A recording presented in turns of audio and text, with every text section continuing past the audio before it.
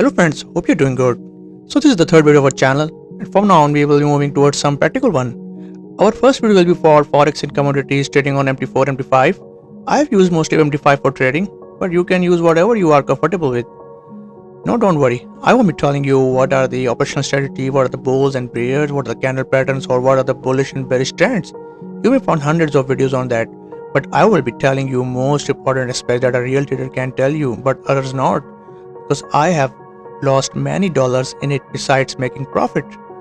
Now I will be telling you which trader broker is best because all are good, some are better with variation of spreads, but always see withdrawal time to analyze their capabilities. This video is for beginners and short sellers. How can they make small profits and how can they sustain the negative impact of market? These are just the tips. If you don't know for your info, by default, blue lines are bulls which are indicating upper trend on the chart, and red ones are bears which indicate downtrend on the chart. Each candlestick is representing 1 minute of a market trend against the rate of subject commodity or currency pair. If its end in bull or blue means that buyers in power and market is going up or rates are going up, and if it's ended red, that means sellers has got the market and price of commodity or pair is going down and bears in power. But wait, don't get the idea here, because this data is not enough to make the trade. So how will you trade and take the decisions? Let's talk about some facts. Number 1, for short selling and take decision, always use 15 minutes pattern chart. There are others available for a month, day, hours, but also I recommend you to follow 15 minutes chart. Number 2, if you are new, always see a month trend or do a research before hit a trade return, because sometimes the market trends are not as straight as it seems up to. Number 3, if you see the pattern in short sale, whether you sell or buy, see the market trend. If market is going towards buy or bulls, then don't trade into bull, always wait for a trend peak, then it all eventually it come bearish and then make the trade and short sell it with minimum profit. For example, if crude oil price goes up from 76 US to 78 USD, then it will eventually come back to at least 77 USD.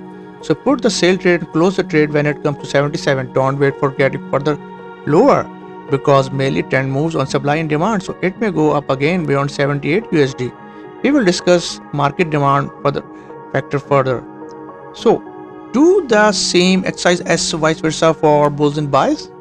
If market starts at 76 USD and fell down to 74 USD, then it may come back to 76 USD again. So you can more suitable profit there. Use your take profit and stop loss according to your limits and market trends, but don't expect too much, as it can change anytime.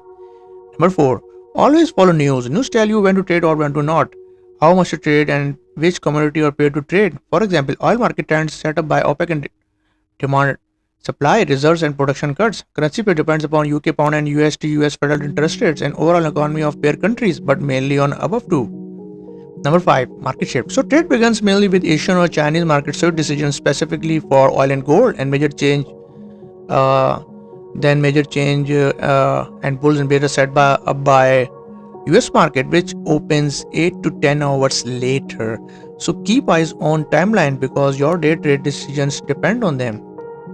Number 6, don't be greedy. Don't expect you can be rich over the night.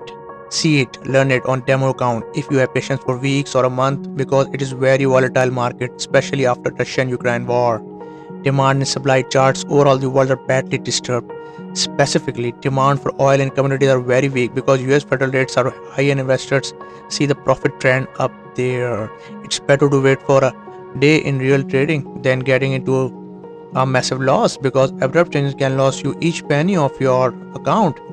Number 7, take smaller profits and close the trade. Size for small and large may be decided by you, but don't try to trade more than one lot. If you have $100 invested, and it's suggested you should start with minimum balance of 500, or even if you are risk taker, then at least 100 USD, so that you can stand the negative impact of market, because even if you are active stop loss user, you may suffer a huge loss when market shifts against your trade, and to sustain that for days or hours you must have sufficient balance from margin. One more explanation for new buys about margin and free margin table. What is a margin? Margin is a minimum amount to trade the specific commodity. What is free margin? Free margin reflects a minimum amount for which your trade moves freely. As your trade moves up in negative, your free margin will come to lower. Then when it comes lower than your margin, your broker may liquidate your trade anytime. Open balance. So what is open balance? Balance which was last recorded after closing of your all trades. Current balance. Your current balance which may be in surplus when you open trade and profit, decline when you are open trade in loss. So I hope all of you friends have got some real idea about what are do's and don'ts of CFD or forex trading. Hope you will bring profit home. Only remember, it's better not to trade than losing all of your money. Thanks for watching. Please like and subscribe my channel for more informative sales, marketing and mentoring videos. Thank you very much.